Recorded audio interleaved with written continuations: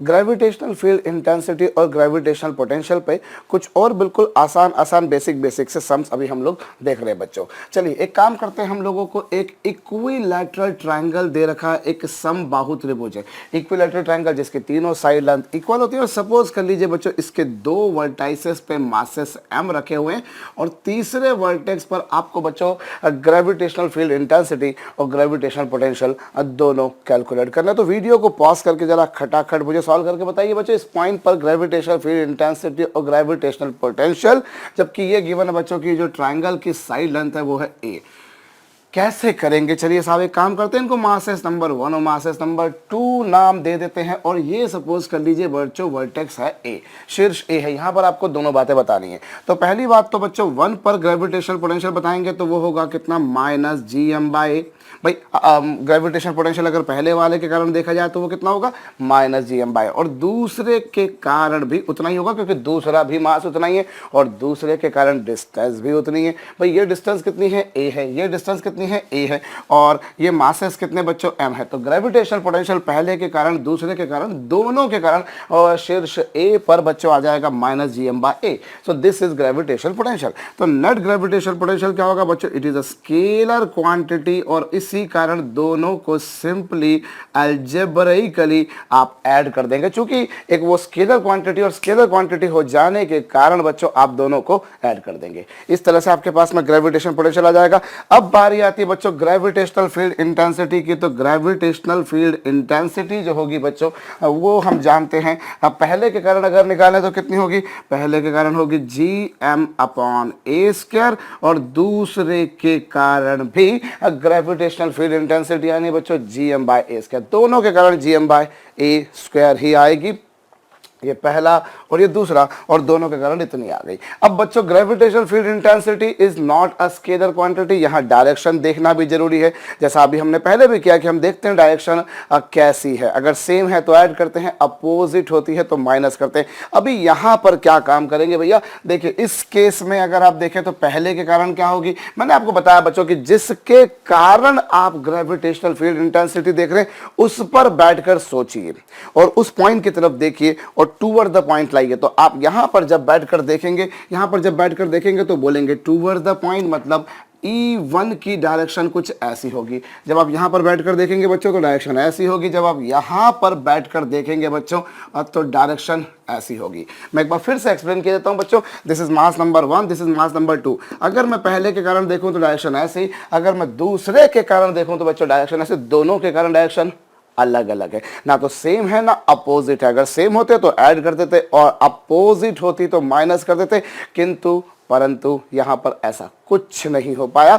हम क्या करेंगे बच्चों, पहले के कारण डायरेक्शन ऐसी, दूसरे के कारण डायरेक्शन ऐसी, और नेट अगर देखा जाए बच्चों तो ये इन दोनों के बीच में जो कोण है बच्चों वो 60 डिग्री है, because the triangle is an equilateral triangle. और चूंकि वो एक समबाहु त्रिभुज है इसीलिए बच्चों जो नेट उन दोनों के बीच में जो एंगल आया बच्चों वो आ चुका है 60 डिग्री का। तो ये लीजिए साहब, हम अगर दो वेक्टर्स होते हैं बच्चों जिनके बीच में कोण थीटा हो तो उनका रिजल्टेंट आप जानते हैं under the root p² plus q² plus 2pq cos theta होता है। यहां पर तो कितना हो जाएगा भैया, √E1² plus E2² plus 2E1E2 cos 60 हो जाएगा बच्चों। और सॉल्व करके देखिए आप बकायदा, चूंकि जितनी वैल्यू इसकी है E1 की उतनी ही वैल्यू E2 की, you can solve easily and can find that this gravitational field intensity is found as this. तो इस तरीके से बड़ी सरलतापूर्वक सहजतापूर्वक हमारा उत्तर आ जाएगा बच्चों। हम एक और बेसिक सा सम इसके ऊपर करते हैं। ये लीजिए साहब, हमें दे रखा है एक square, I have got a square, एक स्क्वायर दे रखा बच्चों जिसकी साइड लेंथ, जिसकी भुजा की लंबाई बच्चों a है और इसके 3 वर्टाइसेस पे मासेस m रखे हैं। This is mass m, this is mass m and this is mass m। ये 3 वर्टाइसेस पर मासेस m रखे हुए हैं बच्चों और चौथा जो वर्टेक्स है बच्चों, जो चौथा वर्टेक्स है उस चौथे वर्टेक्स पर आपको ग्रेविटेशनल फील्ड इंटेंसिटी और ग्रेविटेशनल पोटेंशियल बताना है। वही घिसा पिटा काम करना है। वीडियो को थोड़ी देर के लिए आपको पॉज कर देना है और खुद से बच्चों क्वेश्चन को ट्राई करना है। थोड़ी देर कीजिए। हम जब करेंगे बच्चों तो अगेन यहाँ पर हम लोग इनको मास नंबर नाम देंगे। सपोज कीजिए एक मास नंबर 1 है, एक मास नंबर 2 है, एक मास नंबर 3 है। भैया ये हमने 3 द्रव्यमान ले लिए, 1 नंबर, 2 नंबर और 3 नंबर ले लिए। साहब अब आपको क्या करने का है, आपको उस चौथे वर्टेक्स पे ग्रेविटेशनल फील्ड और पोटेंशियल बताना है। तो यदि हम बच्चों पोटेंशियल के बारे में बात करें, पोटेंशियल के बारे में हम पहले बात इसलिए कर लिया करते हैं क्योंकि वो थोड़ा सा आसान होता है। तो पहले के कारण कितना बच्चों, पहले के कारण आएगा माइनस GM/A। पहले के कारण इतना होगा बिकॉज वहां से ये m और ये जो डिस्टेंस आपको दे रखी बच्चों, जो चौथा वर्टेक्स है उस चौथे वर्टेक्स से मास नंबर 1 की डिस्टेंस है a और मास नंबर 3 की डिस्टेंस भी है बच्चों a। मास नंबर 1 की डिस्टेंस कितनी है, मास नंबर 1 की डिस्टेंस है a और मास नंबर 3 की जो डिस्टेंस है बच्चों वो भी है a।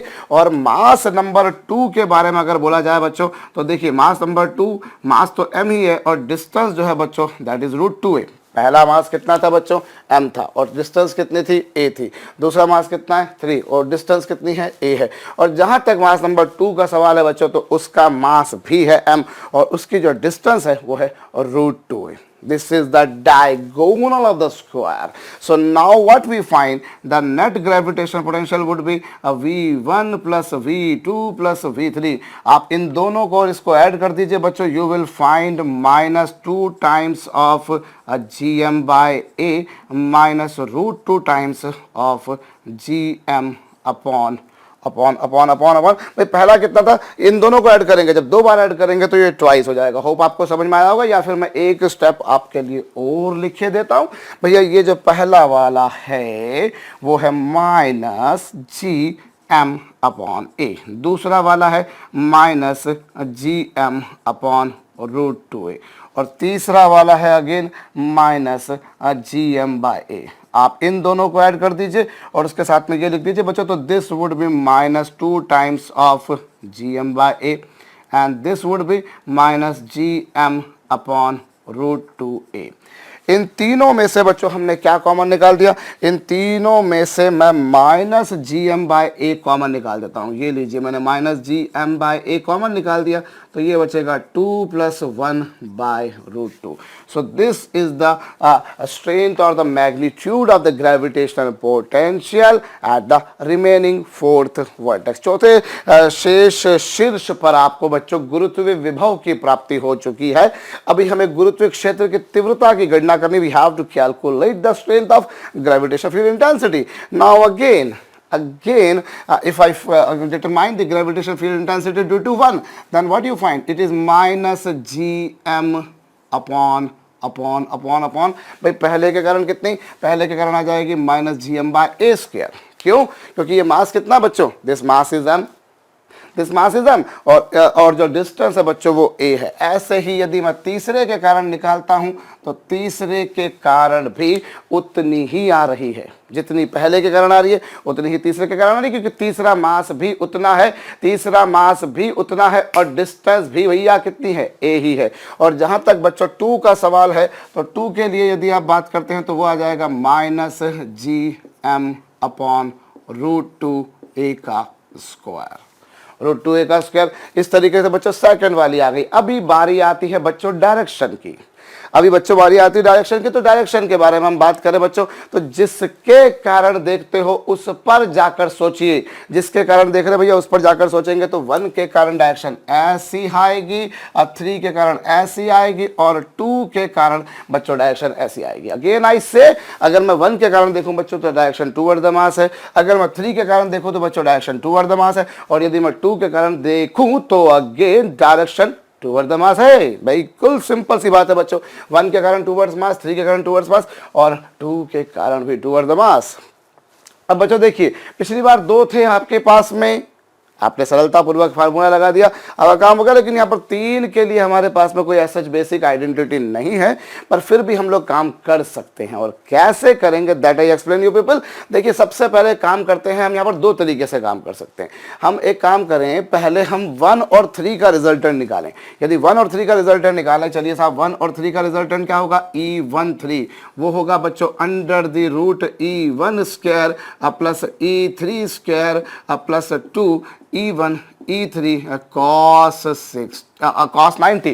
भाई आप E1 और E3 के बीच में यदि कोण देखते हैं, दोनों के बीच में यदि एंगल देखते हैं, then you find this angle is of equal to 90 degree. भाई ये जो कोण इन दोनों के बीच में आ रहा है वो 90 डिग्री का आ रहा है। देखिए एक E1 है, एक E3 है, इन दोनों के बीच में जो रिजल्टेंट है बच्चों, दोनों का जो दोनों के बीच में जो एंगल है, पहली बात वो उन दोनों का कितना होगा, 90 डिग्री होगा। अब because they are the successive और the adjacent sides of a square, so cos 90 की वैल्यू 0 होती है बच्चों, cos 90 की वैल्यू 0 होती है। उस आधार पर आपने E1 और E3 का रिजल्टेंट निकाला तो ये आ गया -√2 GM/A²।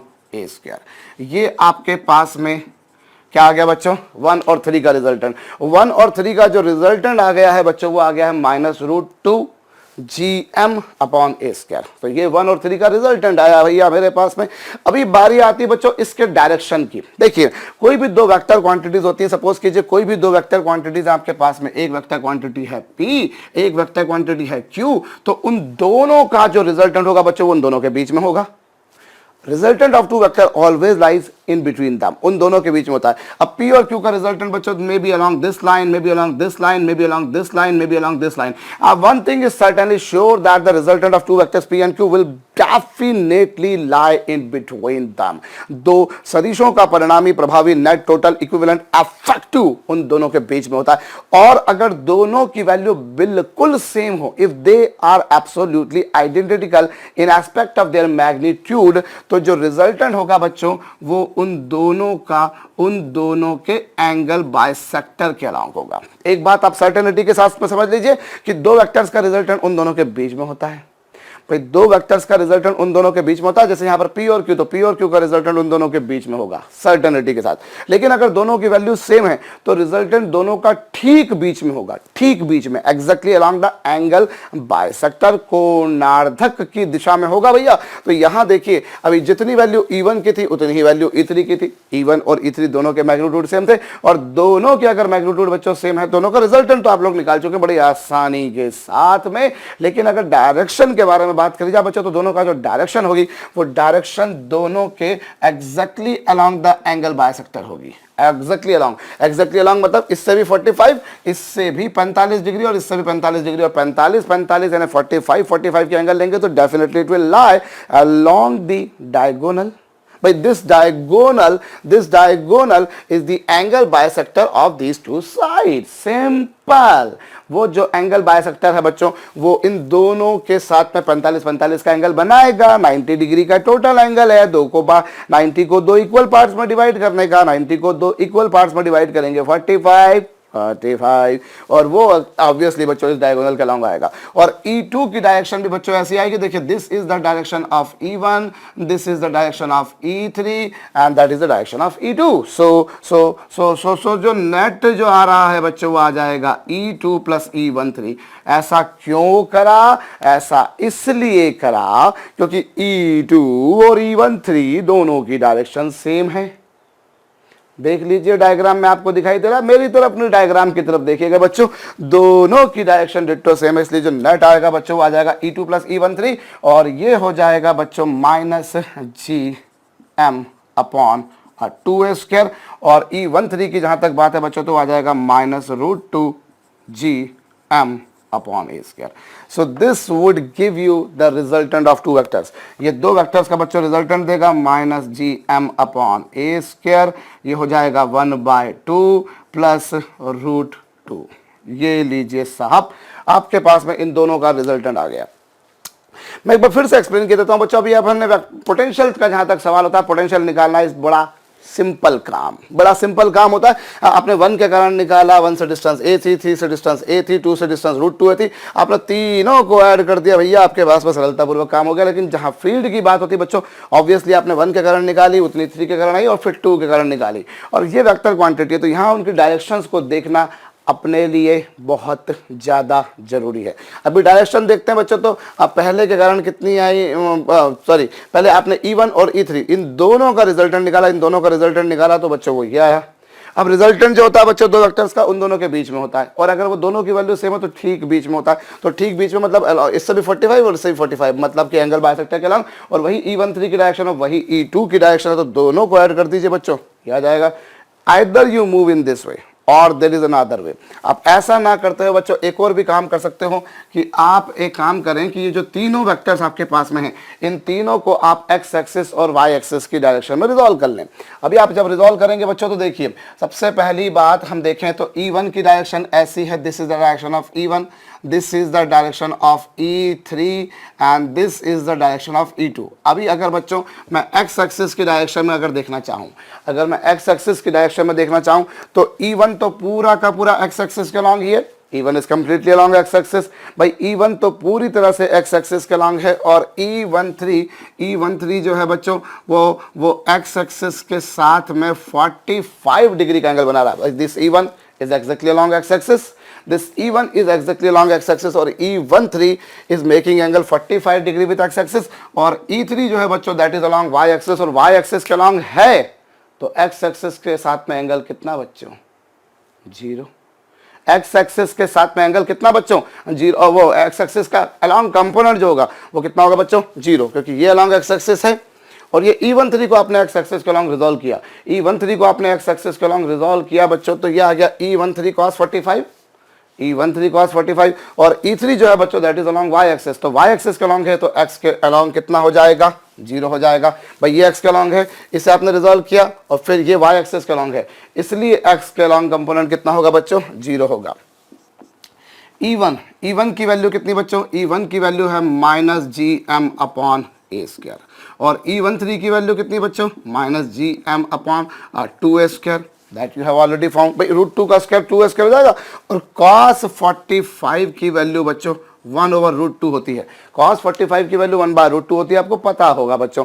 तो ये हो गया, देखिए मैं फिर बोल रहा हूँ, ये तो एक्स एक्सिस के अलॉन्ग था, इसको आपने एक्स एक्सिस के अलॉन्ग रिजॉल्व कर लिया, और तीसरा बच्चों वाई के अलॉन्ग था, इसलिए इसका कंपोनेंट 0 हो गया। तो this is EX, that is the strength of gravitational field intensity along x axis. अभी ऐसे ही मैं वाई एक्सिस के अलॉन्ग काम करता हूँ। यदि वाई एक्सिस के अलॉन्ग काम करता हूँ बच्चों, तो देखिए E1 तो पूरी तरह से चूंकि एक्स के अलॉन्ग है, since E1 is completely along x axis, इसलिए इसका वाई एक्सिस के अलॉन्ग कंपोनेंट 0। E13 का बच्चों E13 sin 45, ये लीजिए भाई E1 पूरी तरह से x के अलॉन्ग था, इसलिए इसका y के अलॉन्ग कंपोनेंट 0। E13 चूंकि ऐसा था तो वो sin 45 हो गया, और साथ में बच्चों E3 तो पूरी तरह से ही अब y एक्सिस के अलॉन्ग है भैया, सिंपल। E13 तो पूरी तरह E3 तो पूरी तरह से y के अलॉन्ग है, तो आपने इसको रिजॉल्व कर लिया, और इस तरीके से बच्चों क्या आ जाएगा? ये आ जाएगा -E13, और E13 की वैल्यू कितनी बच्चों? फिर वही घिसी पिटी सी बात, -gm/2a², sin 45 की वैल्यू 1/√2, और ये E3 बच्चों gm/a²। सो ये आपके पास में बच्चों वैल्यू किसकी आ गई? ये आ गई E13 की वैल्यू थी, sin 45 की वैल्यू इतनी थी, और इसकी वैल्यू इतनी थी। इस तरीके से आपके पास में ये वाली स्ट्रेंथ आ गई बच्चों। अब आप क्या करेंगे? अभी आपको क्या करना है, मैंने अभी x के अलॉन्ग निकाल दिया और y के अलॉन्ग निकाल दिया। अब नेट जो आएगा बच्चों वो क्या आएगा? नेट आप निकालिए तो वो आएगा √EX² + EY²।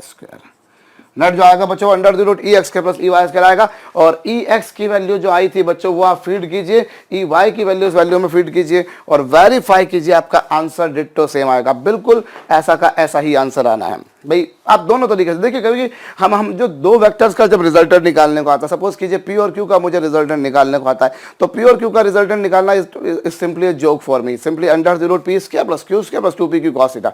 लेकिन अगर दो से ज़्यादा वेक्टर्स अगर आ जाते हैं, अगर दो से ज़्यादा सदिश आ जाते हैं बच्चों, तो उस केस में रिजल्टेंट निकालने के लिए आपको यही तरीका अपनाना पड़ेगा कि either you resolve all of them along x axis, because ये जो मेथड है बच्चों ये हमेशा एप्लीकेबल है, फिर भले 3 हो, 4 हो, 5 हो, 10 हो, 15 हो, 20 हो, जितने मर्जी हो। जैसे अभी आप लोगों ने ये कर लिया कि इन दोनों का रिजल्टेंट निकाल दिया, फिर इन दोनों का रिजल्टेंट निकालने के बाद आपने देखा कि दोनों की डायरेक्शन सेम थी। ये मेथड हर जगह नहीं लग पाएगी, बाई चांस अभी दोनों मासेस सेम थे, ये भी एम था, ये भी एम था। फर्ज कीजिए अगर ये एम होता और ये 2m होता, तो क्या दोनों की वैल्यू सेम आती? नहीं आती। फिर रिजल्टेंट उन दोनों के बीच में तो आता, लेकिन क्या एग्जैक्टली अलॉन्ग बीच में आता? बिल्कुल नहीं आता। तो ये सब बातें बच्चों हमको ध्यान रखना जरूरी है कि अगर दोनों की वैल्यू डिट्टो सेम है तब तो रिजल्टेंट दोनों के ठीक बीच में, लेकिन अगर दोनों की वैल्यू सेम नहीं तो रिजल्टेंट ठीक बीच में नहीं आएगा, फिर वो इधर उधर कहीं ना कहीं आएगा। तो ये मेथड जो है बच्चों ये भी हर जगह नहीं लग पाएगी। ये मेथड केवल तब लग पाई जब दोनों मासेस सेम थे, दोनों से डिस्टेंस सेम थी। अगर एक से डिस्टेंस सेम नहीं होती तब भी ग्रेविटेशनल फील्ड इंटेंसिटी सेम नहीं आती। फिर आप नहीं बोल पाते कि रिजल्टेंट एक्जैक्टली अलॉन्ग आएगा डायगोनल, तो ये एक बात है बच्चों, लेकिन this is the convenient method. In fact आप कितने भी मास स्केल लगाइए, 2 मास स्केल लगाइए, 3 मास स्केल लगाइए, 4 मास स्केल लगाइए, 5 मास स्केल लगाइए, जितने मर्जी मास स्केल लगाइए बच्चों, इसकी वैल्यू जो होगी वो हमेशा सेम होगी। तो रिजोल्यूशन वाली मेथड बच्चों हर जगह पर काम आएगी। चलिए हम लोग प्रॉब्लम को थोड़ा सा और आगे बढ़ाते हैं, और ये मैं मिटा रहा हूं बच्चों, अब मुझे आगे बढ़ना है। देखिए मैं फिर बोल रहा हूं आपको, ये जो रिजॉल्व करने वाली मेथड है वो जितने मर्जी मासेस हों उससे कोई फर्क नहीं पड़ना बच्चों, ये हमेशा काम आएगी। अब एक सिंपल सा क्वेश्चन मैं आपको और देता हूं बच्चों। Let us have a square. मेरे पास में एक स्क्वायर है बच्चों, ये लीजिए एक स्क्वायर है जिसके चारों शीर्षों पर, चारों वर्टाइसेस पे बच्चों मास m रखें। At all the 4 vertices masses m are kept. इसके चारों वर्टाइसेस पे मास m रखें बच्चों। आपको इसके सेंटर पर ग्रेविटेशन फील्ड इंटेंसिटी और ग्रेविटेशन पोटेंशियल बताना, जबकि आपको ये गिवन है बच्चों कि इन चारों मासेस की वैल्यू सेम है और स्क्वायर की साइड लेंथ है बच्चों a। कैसे काम करेंगे चलिए हम देखें। ये मास नंबर 1, ये मास नंबर 2, ये मास नंबर 3 और ये मास नंबर 4। ये मास नंबर 1, 2, 3 और 4। अब बच्चों अगर हम 1 के कारण देखें, 2 के कारण देखें, 3 के कारण देखें या 4 के कारण देखें, इन चारों के कारण यदि हम बात करते हैं बच्चों तो 1 के कारण कितना होगा। देखिए अभी मैं पहले ग्रेविटेशन पोटेंशियल निकालता हूं। तो ग्रेविटेशन पोटेंशियल यदि हम देखें बच्चों तो 1 के कारण कितना होगा, 1 के कारण होगा -gm। और ये डिस्टेंस कितनी बच्चों, this distance is a over √2। ये जो डिस्टेंस आ रही है बच्चों ये a बटे √2 आ रही है। क्यों a बटे √2 आ रही है? क्योंकि पूरा डायगोनल आपको पता है √2a लेंथ का होता है। डायगोनल जो होता है स्क्वायर का वो √2a लेंथ का होता है, और √2a का हाफ हो जाएगा ये, सो ये हो जाएगा a बाय √2। तो ये 1 के कारण आया, ये 2 के कारण आया, ये 3 के कारण आया और ये 4 के कारण आया। भाई 1 के कारण आपने निकाला वो ये आया, 2 के कारण निकाला वो ये आया। भाई 1, 2, 3, 4 चारों मासेस की वैल्यू सेम थी। सिंस चारों की वैल्यू सेम है बच्चों, जितनी पहले की है उतनी दूसरे की, उतनी तीसरे की, उतनी ही चौथे की है। अभी चारों की वैल्यू सेम है और चारों की डिस्टेंस भी सेम है। चारों की वैल्यू सेम है और चारों की डिस्टेंस भी सेम है।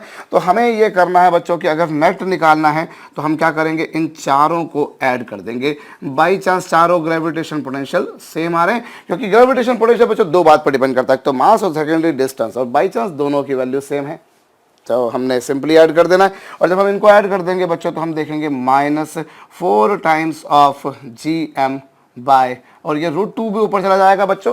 तो ये फिर चलिए पहले मैं एक और स्टेप लिख के देता हूँ।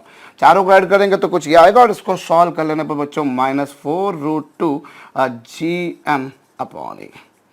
सो दिस इज माइनस साइन सहित बच्चों ये हमारे पास में क्या आ गया, ग्रेविटेशनल पोटेंशियल आ गया। और अभी बात आती है बच्चों ग्रेविटेशन फील्ड इंटेंसिटी की। तो ग्रेविटेशनल फील्ड इंटेंसिटी क्या होगी, अगर मैं पहले के कारण देखूं तो वो कितनी, -gm अपॉन a बाय √2 का स्क्वायर। भाई ये पहले के कारण, यही दूसरे के कारण, यही तीसरे के कारण और यही चौथे के कारण होगी। जितनी ग्रेविटेशन फील्ड इंटेंसिटी फर्स्ट के कारण आई बच्चों, उतनी सेकंड, उतनी थर्ड और उतनी ही फोर्थ के कारण भी आ गई। चारों के कारण सेम आ रही है, चारों के कारण सेम आ रही है बच्चों। 1 के कारण, 2 के कारण, 3 के कारण और 4 के कारण, इन चारों के कारण जो आ रही है बच्चों वो सेम आ रही है। अब बारी आती है बच्चों, क्यों, क्योंकि फिर वही चारों मासेस सेम, चारों की डिस्टेंस भी सेम। तो बच्चों जो कुल मिलाकर यहाँ पर बात बन रही है वो ये बन रही है। अब बारी आती है उनकी डायरेक्शन की, तो डायरेक्शन निकालें। तो डायरेक्शन के लिए मैं आपको पहले भी बोल चुका हूं, जिसके कारण आपको डायरेक्शन निकालनी है आप उस पर बैठकर सोचिए। आपको इसके कारण निकालनी, इस पर बैठ के सोचिए। तो डायरेक्शन ऐसी आ रही है बच्चों, टूवर्ड्स द मास। यहाँ पर देखें तो डायरेक्शन टूवर्ड्स मास, यहाँ पर देखें डायरेक्शन टूवर्ड्स मास, और यहाँ पर भी देखें तो डायरेक्शन टूवर्ड्स मास। भाई 1 के कारण टूवर्ड्स मास, 2 के कारण टूवर्ड्स मास, 3 के कारण टूवर्ड्स मास और 4th के कारण भी टूवर्ड्स मास ही आएगी। अगेन आई एक्सप्लेन, भाई 1 के कारण टूवर्ड्स मास, 2 के कारण टूवर्ड्स मास, 3 के कारण टूवर्ड्स मास और 4th के कारण भी डायरेक्शन बच्चों टूवर्ड्स मास आएगी। अभी चारों की डायरेक्शन आपने देख ली। अब इस तरीके से बच्चों अगर हम देखें तो ये सारी जो वैल्यूज हैं बच्चों ये क्या हो रही हैं, E1 जो है बच्चों, E1 और E3 जितनी वैल्यू E1 की है, E1 की जितनी वैल्यू बच्चों उतनी ही E3 की है। तो ये दोनों का रिजल्टेंट क्या हो जाएगा, अगर E1 और E3 का रिजल्टेंट निकाले बच्चों तो E1 माइनस E3 होगा, और वो कितना हो जाएगा, वो 0 हो जाएगा। क्यों 0 हो गया, क्योंकि दोनों के मैग्नीट्यूड सेम है और दोनों की डिस्टेंस भी सेम है। भैया ये माइनस साइन मैंने गलती से लगा दिया, इसके लिए मुझे क्षमा याचना रहेगी आपसे। फिर मैं बोल रहा हूँ भाई आपने E1 और E3 दोनों का रिजल्टेंट निकाला, या तो आप एक काम कर सकते हैं, वही जो बात मैंने अभी आपसे थोड़ी देर पहले बोली कि आप चारों को एक्स एक्सिस के लॉन्ग रिजॉल्व कीजिए, वाई एक्सिस के लॉन्ग रिजॉल्व कीजिए, उसके बाद में काम कीजिए। अदरवाइज बच्चों ये सरलतापूर्वक हमसे ऐसे भी हो सकता है कि E1 और E3 दोनों एग्जैक्टली अपोजिट है। एग्जैक्टली अपोजिट होने के कारण आप माइनस कर देंगे बच्चों, और बड़े में से छोटे को माइनस किया जाता है। पर यहाँ तो बाई चांस जितनी वैल्यू E1 की थी उतनी ही वैल्यू E3 की, तो रिजल्टेंट इस तरह से आ जाएगा। और कुछ इसी प्रकार से बच्चों 2 और 4 का रिजल्टेंट निकालिए, वो आ जाएगा E2 माइनस E4, और E2 और E4 का रिजल्टेंट निकाला जाए बच्चों, E2 is acting along this line, E4 is acting along that line. So these resultant, इनका जो रिजल्टेंट आएगा बच्चों वो कितना आ जाएगा, वो 0 आ जाएगा। भाई देखिए E1 इस डायरेक्शन में है, E3 उस डायरेक्शन में, तो E1 और E3 का रिजल्टेंट क्या हो गया, E1 और E3 का रिजल्टेंट हो गया इतना, हो गया। और ऐसे ही E2 और E4 का रिजल्टेंट निकालें तो वो कितना आ गया बच्चों, E2 माइनस E4, वो भी आ गया 0। तो इस तरीके से बड़ी सरलतापूर्वक मैं कह सकता हूं कि ग्रेविटेशनल फील्ड इंटेंसिटी 0 आ रही है बच्चों। गुरुत्वीय क्षेत्र की तीव्रता का मान 0, 0 या फिर 0 आ गया। भाई जो वैल्यू E1 की थी वही E3 की थी, जो E2 की थी वही E4 की थी, और डायरेक्शन अपोजिट होने के कारण दे cancel each other, they balance each other, they absolutely neutralize each other, and the total gravitational field intensity at center would be 0। कई लोगों ने तो क्वेश्चन देखते से समझ गए होंगे कि हाँ साहब इस केस में जो ग्रेविटेशनल फील्ड इंटेंसिटी है, जो गुरुत्वीय क्षेत्र की तीव्रता है, वो 0 है। कई लोग शायद देखते से समझ गए होंगे। हम एक और क्वेश्चन इस पर बच्चों कर लेते हैं। अभी हम क्या करें, हम हाँ चलिए एक इक्विलैटरल ट्रायंगल ले लेते हैं। फिर से वही बात, हम एक इक्विलैटरल ट्रायंगल ले लेते हैं। ये लीजिए मैंने एक समबाहु त्रिभुज लिया, ये मास कितना बच्चों m, ये मास कितना बच्चों m, और ये मास भी कितना m, and this is a triangle जिसके साइड लेंथ a है, इसके सेंटर O पर, इसके सेंटर O पर, केंद्रीय बिंदु O पर आपको ग्रेविटेशनल पोटेंशियल और ग्रेविटेशनल फील्ड इंटेंसिटी बतानी है। वीडियो को थोड़ी देर पॉज करके खुद से कीजिए बच्चों। एक इक्विलैटरल ट्रायंगल है, साइड लेंथ A है, तीनों वर्टाइसेस पर मास m रखे हैं। आपको केंद्र पर, सेंटर पर ग्रेविटेशनल फील्ड इंटेंसिटी और ग्रेविटेशनल पोटेंशियल दोनों की गणना करनी है। तो कैसे करेंगे बच्चों, हम देखें। उसके लिए मैं बहुत बेसिक सी बात आपको बता देता हूं, यहां पर हम लोग इसमें कैसे प्रोसीड करेंगे, how we shall proceed here. देखिए बच्चों, एक बात तो पहले हम यहाँ पर एक इक्विलैटरल ट्रायंगल के लिए सबसे पहले तो ये देखें बच्चों, ये जो सेंटर होता है, ये जो सेंटर होता है जिसको सपोज कीजिए मैंने O नाम दे दिया, सपोज कीजिए ये A है, ये B है, ये C है। अगर आप एक इक्विलैटरल ट्रायंगल की बात करेंगे बच्चों, तो इक्विलैटरल ट्रायंगल का सेंट्रॉइड हो, उसका इन सेंटर हो, उसका सरकम सेंटर हो, आर्थो सेंटर हो, सभी बाई चांस एक ही पॉइंट पे लाया करते हैं यहीं पर। हो सकता है आपको ये सारे फंडे भी क्लियर नहीं हो कि सरकम सेंटर क्या है, इन सेंटर क्या है, ऑर्थो सेंटर क्या है, वगैरह वगैरह, पर बच्चों ये मैथमेटिक्स में हम लोग कोऑर्डिनेट ज्योमेट्री के अंतर्गत पढ़ा करते हैं। Centroid is the intersection point of medians. ऐसे ही एल्टीट्यूड्स का इंटरसेक्शन पॉइंट होता है तो एंगल बायसेक्टर्स का होता है। तो ये आप लोग मैथमेटिक्स में बेसिकली पढ़ा करते हैं बच्चों। बट अभी तो मैं सिर्फ इतनी सी बात आपसे करना चाहता हूं कि अगर वो एक समबाहु त्रिभुज है, फिर is an equilateral triangle, then you must be knowing centroid जो है बच्चों, उनका जो सभी सेंटर है वो एक ही जगह पर होंगे। अभी देखिए, अभी मैं बच्चों अगर यहाँ पर इसको मैं जरा स्टडी करना चाहूँ, ये देखिए यहाँ पर बच्चों अगर मैं इससे मिटारे देता हूँ, इससे मिटारे देता हूँ, ये लीजिए मैंने इसको मिटार दिया, ये लीजिए साहब। अभी ये आपके पास में O है, अभी आपको O पर क्या निकालना है, O पर बच्चों आपको ग्रेविटेशनल फील्ड इंटेंसिटी और ग्रेविटेशनल पोटेंशियल बताना है। तो अभी ये देखिए, इसको आपने इससे ज्वाइन किया, आपने इसको इससे ज्वाइन किया। अभी ये एंगल कितना आएगा बच्चों, this angle is of 30 degree, this angle is of 30 degree. ये कोण जो है बच्चों ये 30 डिग्री का। और क्यों 30 डिग्री का है, क्योंकि आपको पता है जो टोटल एंगल होता है बच्चों वो 30 डिग्री का और 60 डिग्री का होता है। इक्विलैटरल ट्रायंगल में बाई चांस तीनों एंगल 60 डिग्री के होते हैं, तो ये 30 डिग्री का हो जाएगा। और सपोज कर लीजिए बच्चों इसको मैं नाम दे देता हूं D। अभी बच्चों ये जो डिस्टेंस होगी, ये डिस्टेंस कितनी होगी, this distance would be a/2, ये डिस्टेंस a/2 हो जाएगी। तो अब बच्चों क्यों, क्योंकि पूरा जो साइड थी बच्चों वो A थी, सिमेट्री से ये a/2 हो जाएगा। अब बच्चों यदि मैं यहाँ पर इसी ट्रायंगल में बच्चों यदि मैं परपेंडिकुलर और बेस का रेशो लूं, भाई this is perpendicular, this is base, ये कितना बच्चों OD और ये कितना BD, तो इन दोनों का जो रेशो होगा बच्चों that would be equals to 10-30 degree. भाई परपेंडिकुलर कितना OD और बेस कितना BD, समझ रहे होंगे मेरे ख्याल से। ये परपेंडिकुलर है, ये बेस है। मैं ट्राइंगल ओबीडी की बात कर रहा हूं बच्चों, इन ट्राइंगल ओबीडी।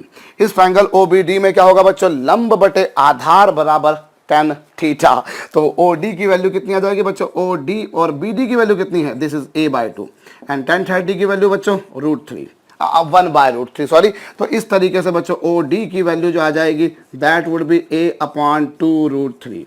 तो ये आपके पास में बच्चों OD आ जाएगा। OD क्या आ जाएगा बच्चों, लंब बटे आधार बराबर tan थीटा, और इस तरीके से आपके पास में OD की लेंथ आ जाएगी। OD की लेंथ आ जाएगी बच्चों a/2√3 हो जाएगा। OD की वैल्यू जाएगी बच्चों, ये क्या है, ये आपके पास में OD है और ये बेस है। तो परपेंडिकुलर और बेस का जो रेशो होगा बच्चों वो tan 30 डिग्री होगा, और इस तरीके से OD की वैल्यू आ जाएगी बच्चों कितनी, a/2√3। ये आपके पास में आ गया। और दूसरी बात बच्चों, यदि मैं इसी ट्राइंगल में करूं, इसी ट्राइंगल में अगर मैं करूं बच्चों, एक बात और बोल सकता हूं कि बेस और हाइपोटेनियस, बेस और हाइपोटेनियस का रेशो, भाई this is base, this is hypotenuse, इन दोनों का जो रेशो होगा बच्चों that you must be knowing is equal to 30 degree. भाई फिर वही बात है, साइन cos 30 होगा। बेस और हाइपोटेनस, बेस और हाइपोटेनस का रेशो ये होगा। अब यहां से बच्चों अगर मैं BD की बात करूं तो देखिए, पहली बात तो ये OB की वैल्यू कितनी बच्चों, a/2। OB की वैल्यू ऑलरेडी सॉरी, OB तो हमको निकालना है, OB तो हमको निकालना है। अभी BD की वैल्यू कितनी बच्चों, BD की वैल्यू है a/2, BD की वैल्यू कितनी है a/2, और OB की वैल्यू निकालनी है। और cos 30 की वैल्यू, कितनी होती है बच्चों, √3/2। √3/2 यहाँ से 2 से 2 कैंसल कर दीजिए, तो a/OB इज इक्वल टू बच्चों √3/1। और इस तरीके से बच्चों OB की वैल्यू कितनी आ जाएगी, OB की वैल्यू आ जाएगी बच्चों a/√3। तो ये मैंने आपको ये इसलिए बताया बच्चों कि भविष्य में आपको याद रखना है। अगली बार जब भी कभी आएगा तो मैं डायरेक्ट बोलूंगा, मैं आपको बोलूंगा नहीं कि कहाँ से आया। क्या बोलना चाह रहा हूं मैं उसको सुन लीजिएगा। भाई अगर आपको एक समबाहु त्रिभुज दे रखा है, if you people have got an equilateral triangle, अगर आपको एक समबाहु त्रिभुज दे रखा है तो आपको उस केस में ध्यान रखना है बच्चों कि जो सेंटर होता है उसकी किसी भी एक वर्टेक्स से डिस्टेंस निकाली, जैसे मैंने OB निकाली या OA निकालूं या OC निकालूं, सेंटर की बच्चों OA, OB, OC कोई भी डिस्टेंस निकालूं वो इतनी ही आएगी। Distance of centre from any of these 3 vertices is a/√3। Centre की बच्चों ये वाले डिस्टेंस, ये वाले डिस्टेंस या ये वाले डिस्टेंस, ये तीनों डिस्टेंस a/√3 आती है। तीनों डिस्टेंस a/√3 आती है बच्चों, ये भी a/√3, ये भी a/√3 और ये भी a/√3 होगी बच्चों। और दूसरी बात, अगर आप सेंटर की किसी भी साइड से डिस्टेंस निकालते हैं, जैसे आपने BC से निकाली तो OD डिस्टेंस जो आई वो कितनी आ गई, a/2√3। ऐसे ही अगर आप ये वाली निकालेंगे या ये वाली निकालेंगे, सेंटर की आप तीनों में से किसी भी वर्टेक्स से डिस्टेंस निकाल, तीनों में से किसी भी साइड से डिस्टेंस निकालिए वो हमेशा ऐसी आएगी। और आपको पता होगा मेरे ख्याल से कि जो ये जैसे सेंटर है, मैंने जैसे आपसे कहा, तो ये जो सेंटर होता है बच्चों वो मीडियंस का इंटरसेक्शन पॉइंट होता है। और मीडियन जो सेंट्रॉइड है, जैसे ये सेंट्रॉइड है, सेंट्रॉइड को यूजुअली हम लोग G से रिप्रेजेंट क्या करते हैं, सेंट्रॉइड को यूजुअली हम G से रिप्रेजेंट क्या करते हैं, वो मीडियन को बच्चों 2:1 के रेशो में डिवाइड करता है, वो 2:1 के रेशो में डिवाइड करता है। और अगर आप ये वाली लेंथ निकालें तो वो ये आ रही है। भाई अगर आपने OA निकाली, जैसे सपोज कीजिए OA, तो OA की वैल्यू कितनी है, OA की वैल्यू आ रही है बच्चों कितनी, a/√3, ये OA की वैल्यू आ गई। और यदि मैं OD की वैल्यू निकालूं बच्चों तो वो आ रही है a/2√3। अब आप दोनों का रेशो निकाल के देखिए, यू कैन इजीली फाइंड, ये रेशो जो आ रहा है बच्चों ये 2:1 ही आ रहा है, ये रेशो 2:1 ही आ रहा है। आप सॉल्व करके देख लीजिए। हमेशा मैंने अभी B से निकाली है सेंटर की डिस्टेंस, मैं सेंटर की B से डिस्टेंस निकालूं, C से निकालूं, A से निकालूं, मैं सेंटर की बच्चों किसी से भी डिस्टेंस निकालूं, किसी भी वर्टाइसेस से, किसी भी शीर्ष से, O की B से, O की A से, O की C से, वो यही आएगी। और सेंटर की किसी भी साइड से डिस्टेंस निकालो वो यही आएगी। आपको कंटेस्ट रखना है, और आप चाहो तो इन दोनों डिस्टेंस का रेशो देखो तो वो 2:1 भी आ रहा है, वेरीफाई भी कर सकते हो। इनफैक्ट जैसे मैंने अभी ये ट्रायंगल बनाकर ये डिस्टेंसेस निकाली, ये वाली डिस्टेंस निकाली, ये वाली डिस्टेंस निकाली, समबडी में अप्रोच इन अदर वे, इस तरह से भी कर सकता था कि कोई सर इसको अपन सर ये 2:1 का फंडा लगा लें, अगर सर 2:1 का फंडा लगा लें तो उस बेसिस पर कोई बंदा ऐसा भी कर सकता है कि सर अगर ये वाले डिस्टेंस को मैं x सपोज कर लूँ तो सर ये 2x हो जाएगी, कोई बंदा ऐसा भी कर सकता है कि सर इसे मैं x मान लूँ, इसे 2x मान लूँ, तो आप वैसा भी कर सकते हैं, कोई दिक्कत नहीं। अगर इस तरह से भी करना चाहते हैं बच्चों तो मैं करके बता देता हूँ आपको। यहाँ पर देखिए हाइपोटेनियस का स्क्वायर बराबर होगा बच्चों इस वाली साइड का स्क्वायर बराबर ये वाली साइड का स्क्वायर प्लस ये वाली साइड का स्क्वायर। ये लीजिए साहब, अगर आप देखें तो ये कितना 2x का होल स्क्वायर और ये कितना x का होल स्क्वायर और ये a/2 का स्क्वायर। अभी यहाँ पर अगर आप देखेंगे बच्चों तो this is 4x square, this is x square और प्लस कितना बच्चों a²/4। और यहाँ से यदि आप देखेंगे तो ये 3x²/4 3x² इक्वल टू ये, और इससे बच्चों x स्क्वायर की वैल्यू a²/12 आएगी और इससे x निकालेंगे बच्चों तो वो आपको ये मिलेगा, x मतलब ये वाली डिस्टेंस। और देखिए ये अभी वही आ रही है, यही आ रही है। ऐसे भी काम कर सकते हैं। अब अगर ये वाली डिस्टेंस x है तो ऑटोमेटिकली ये वाली डिस्टेंस 2x होगी और 2x बराबर हो जाएगा 2 times of this, 2 times of this. अभी 2 से 2 कैंसिल बच्चों और ये आपके पास पर डिस्टेंस आ जाएगी। So you can approach in either of this two ways. आप चाहे तो ऐसा कर लीजिए, आप चाहे तो ऐसा कर लीजिए, या हो सकता है मैथमेटिकली कुछ और ज्योमेट्री लगाने का काम, क्योंकि ज्योमेट्री की जो प्रॉब्लम्स होती है बच्चों वो कई अमूमन एक से ज़्यादा मेथड से हो जाया करती हैं। अमूमन देखने में ये आता है कि फिर वो किसी भी लेवल की प्रॉब्लम हो, they generally can be operated in more than one way. So it depends from individual to individual कि how they people are beginning. आप कहीं से भी कुछ भी कर सकते हैं बशर्ते वो ज्योमेट्री की सारी मैथमेटिकल ऑपरेशंस के अंतर्गत आती हो। एनीवेज, सो अभी सिर्फ आपको ये याद दिलाने का उद्देश्य बच्चों कि अब से हमें ध्यान रखना है कि सेंटर की इससे डिस्टेंस, किसी भी वर्टेक्स से डिस्टेंस ये होगी और सेंटर की किसी भी साइड से डिस्टेंस a/2√3 होगी। मैं आगे बढ़ रहा हूँ। अभी आपको बच्चों ओ पर ग्रेविटेशनल फील्ड इंटेंसिटी बतानी है। जैसा अमूमन होता है बच्चों की वीडियो को पॉज करके करना होता है। हो सकता है आपने पहले से पॉज करके कर लिया हो, अगर नहीं किया हो तो अब भी मैं आपको सलाह दूंगा अब पॉज करके कर लीजिए, क्योंकि हो सकता है किसी को ये डिस्टेंसेस कैलकुलेट करने में समस्या आई हो। तो देखिए मैं यहाँ पर नाम दे देता हूँ मासेस को बच्चों 1, 2 और 3। अभी मैं 1 के कारण निकालूँ, मैं 2 के कारण निकालूँ, मैं 3 के कारण निकालूँ, 1 के कारण और 2 के कारण और 3 के कारण। अब बच्चों ये डिस्टेंस कितनी, ये वाली डिस्टेंस a/√3 है, ये वाली डिस्टेंस a/√3 है और ये वाली डिस्टेंस भी a/√3 है। भाई सेंटर के तीनों में से किसी भी वर्टेक्स से डिस्टेंस निकालिए वो a/√3 ही होती है। तो चलिए साहब, पहले से भी इतनी, दूसरे से भी इतनी और तीसरे से भी इतनी, तो नेट जो आएगा बच्चों वो v1 plus v2 plus v3 आएगा। और इस तरीके से बच्चों -3 टाइम्स ऑफ gm, ये मैं इन तीनों को जब ऐड करूंगा बच्चों तो ये आएगा -3√3 gm upon a। So this is the magnitude of gravitational potential। बच्चों ये आपके पास में ग्रेविटेशन पोटेंशियल का मैग्नीट्यूड आएगा सरलतापूर्वक। देख लीजिएगा भाई, आपने 1 के कारण निकाला, 2 के कारण निकाला, 3 के कारण निकाला। अभी तीनों मासेस बच्चों सेम थे, तीनों की डिस्टेंस भी सेम थी, तीनों मासेस सेम थे, तीनों की डिस्टेंस भी सेम थी बच्चों। इसीलिए हम क्या कर सकते हैं, हम यहाँ पर ये कर सकते हैं कि तीनों को ऐड कर देंगे। और जहां तक ग्रेविटेशनल फील्ड इंटेंसिटी का सवाल है बच्चों, जहां पर गुरुत्वीय क्षेत्र की तीव्रता का सवाल है, तो वो क्या होगी बच्चों, वो आप 1 के कारण निकालिए या 2 के कारण निकालिए या 3 के कारण निकालिए। तीनों के कारण जो होगी बच्चों वो आ जाएगी gm अपॉन ये डिस्टेंस और इसका स्क्वायर। तीनों के कारण निकाल लीजिए बच्चों, E1 के कारण, E2 के कारण और E3 के कारण। तीनों के कारण जब निकालेंगे तो बच्चों ये आ जाएगी कितनी, ये आ जाएगी 3gm अपॉन a²।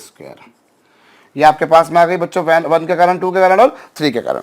मैं फिर से समझा रहा हूँ भाई, आपने पहले के डिस्टेंस तीनों से सेम है, ये आपके पास में आ गई।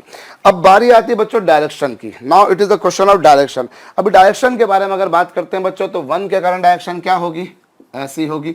अभी 2 के कारण डायरेक्शन कैसी होगी, ऐसी होगी। और 3 के कारण डायरेक्शन कैसी होगी, ऐसी होगी। But direction towards the mass होती है। 1 के कारण टूवर्ड्स मास, 2 के कारण टूवर्ड्स मास और 3 के कारण टूवर्ड्स मास, ऐसा कुछ हो जाएगा।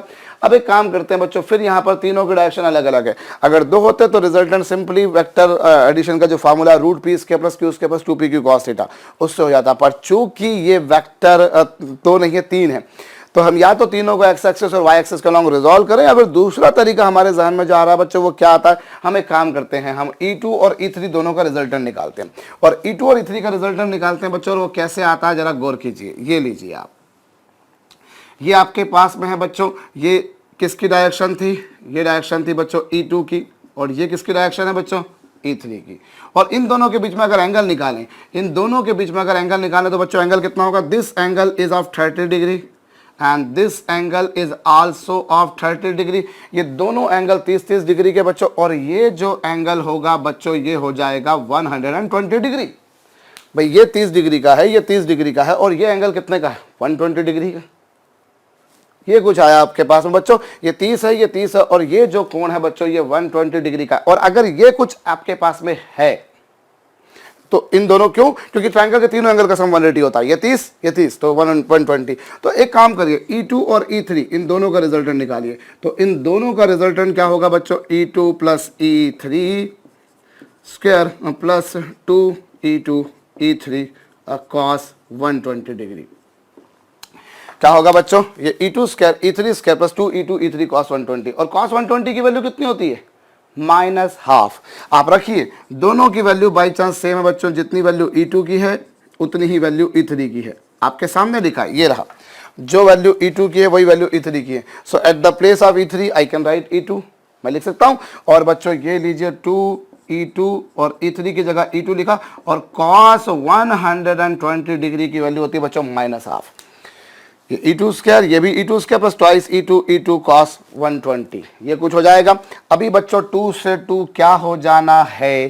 कैंसिल हो जाना है। 2 से 2 कैंसिल हो जाना है बच्चों, और इस तरीके से ये ट्वाइस E2 स्क्वायर माइनस, ये माइनस है, और ये कितना हो जाएगा बच्चों? -E2 square. और इस तरीके से स्क्वायर रूट ले लेंगे बच्चों तो ये आ जाएगा E2 और E3 इन दोनों का रिजल्टेंट, E2 और E3 इन दोनों का रिजल्टेंट जो होगा बच्चों वो E2 होगा। आप देख सकते हैं ये E2 था, ये E3 था, इन दोनों का रिजल्टेंट बच्चों E2 आ गया। अब क्या होगा बच्चों? एक बात सर्टेनिटी के साथ में आप समझ सकते हो कि दोनों का रिजल्टेंट दोनों के बीच में होगा।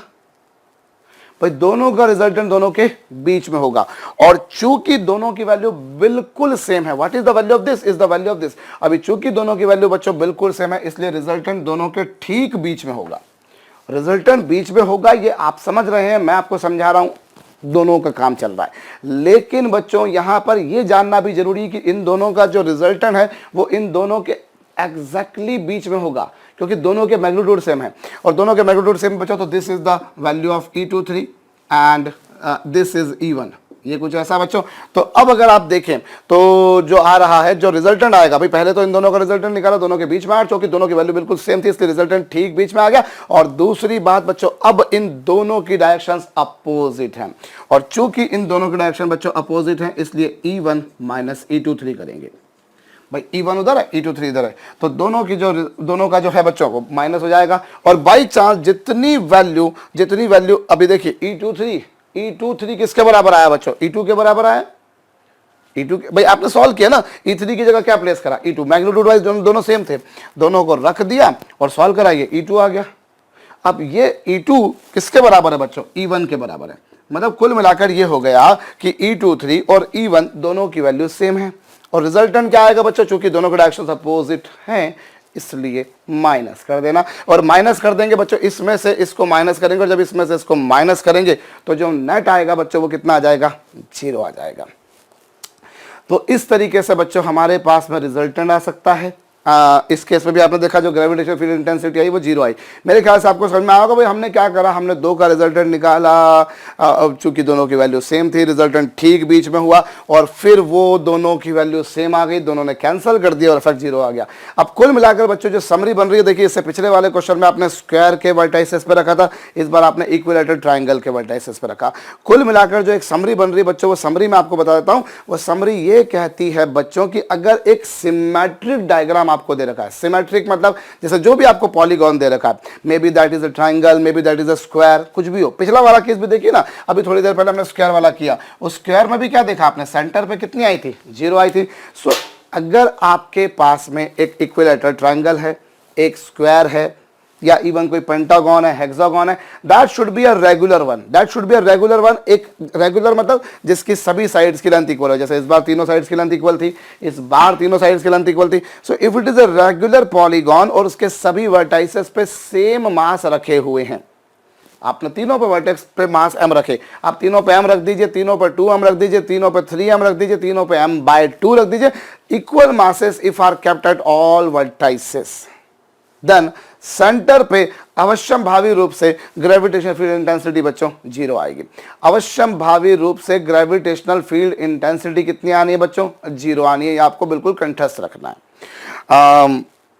हमने पिछले स्क्वायर में भी देखा सेंटर पे कितनी आई थी? 0 आई थी। और इसमें भी देखा 0 आई। बस शर्त 2 है बच्चों, यहां पर 2 कंडीशन होना जरूरी। That should be a regular polygon. Regular polygon मतलब सभी साइड्स की लेंथ इक्वल हो। ऐसा नहीं हो कि कुछ साइड की लेंथ इक्वल है कुछ की अलग है, नहीं। और सब पर इक्वल मास होना। आपने सब पर मास m रखो, सब पर 2m रखो, सब पर 3m रखो। ऐसा नहीं कि कहीं आपने m रख दिया, कहीं 2m रख दिया, कहीं पर 3m रख दिया, तब नहीं बोल रहा हूं मैं। तब हो सकता है 0 आ जाए, मैं कह नहीं सकता। लेकिन एक बात बिल्कुल हम लोग स्टाम्प पेपर पे लिखी हुई पढ़ सकते हैं बच्चों, if equal masses, absolutely equal masses are kept on all the vertices of a regular polygon, तो सेंटर पे ग्रेविटेशनल फील्ड इंटेंसिटी बच्चों 0 आती है।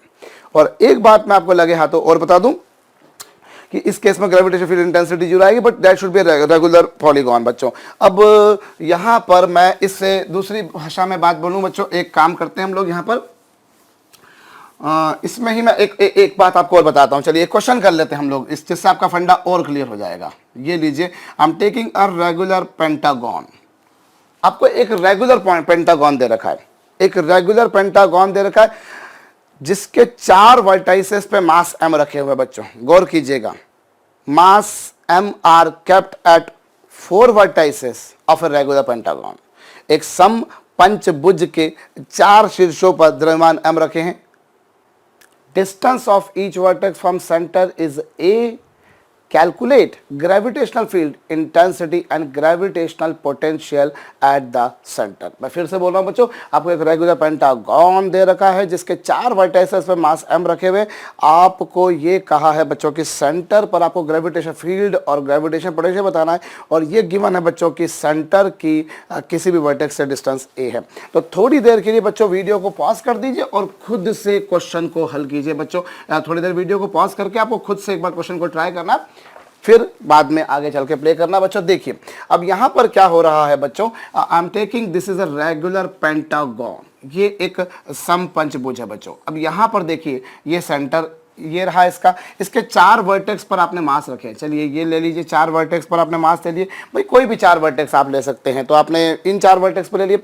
अब बच्चों अगर मैं बात करता हूं, चलिए ये मास m है, ये मास m है, ये मास m है, और ये भी मास m है। अब बच्चों मुझे अगर देखा जाए तो चारों वर्टेक्स की, या इनफैक्ट 5 वर्टेक्स की जो सेंटर से डिस्टेंस है बच्चों वो a है। तो यहां पर क्या होगा बच्चों, इन चारों के कारण जो ग्रेविटेशनल पोटेंशियल होगा वो चारों के कारण बच्चों सेम होगा। V1 बराबर V2 बराबर V3 और बराबर बच्चों V4। चारों की वैल्यू सेम होगी, और चारों की वैल्यू किसके बराबर होगी बच्चों? इन चारों की वैल्यू होगी -gm upon A. All these vertices are equidistant from the center. Naturally, it is a regular pentagon. If it is a regular pentagon, तो सभी की साइड लेंथ इक्वल होगी, सभी की सेंटर से डिस्टेंस भी सेम होगी। तो बच्चों चारों का पोटेंशियल ये आ जाएगा। तो कुल मिलाकर जो पोटेंशियल होगा बच्चों वो इन चारों का scalar addition V1 plus V2 plus V3 plus V4 होगा। और इसको सॉल्व कर लेने पर बच्चों -4 टाइम्स ऑफ gm/a आ जाएगा। देखिए ये V1 है, ये V2 है, ये V3 और ये V4 है। इन चारों को यदि हम बच्चों ऐड कर देंगे तो हमें क्या मिल जाएगा? -4 times of gm/। So this is the strength of gravitation potential. ये आपके पास में ग्रेविटेशन पोटेंशियल आ गया। और बारी आती है बच्चों ग्रेविटेशन फील्ड इंटेंसिटी की। वही सबसे ज्यादा मुश्किल काम है यहाँ पर जो काम करने का है बच्चों। देखो उसी के लिए मैंने बेसिकली कराया आपको। देखिए अगर हम डायरेक्शन देखें बच्चों, तो इस वाले की डायरेक्शन ऐसी होगी, इस वाले की डायरेक्शन ऐसी होगी, इस वाले की डायरेक्शन ऐसी होगी, और इस वाले की डायरेक्शन ऐसी होगी। भाई डायरेक्शन यहाँ पर क्या है, सबकी डिफरेंट है। अगर सेम होती जोड़ देता, अपोजिट होती माइनस करता, या 2 होते तो मेरे लिए रिजल्टेंट निकालना आसान था। पर यहां पंगा ये हो गया है साहब कि जो एक्चुअली यहां पर जो एंगल आ रहे हैं सबके अलग अलग आ रहे हैं।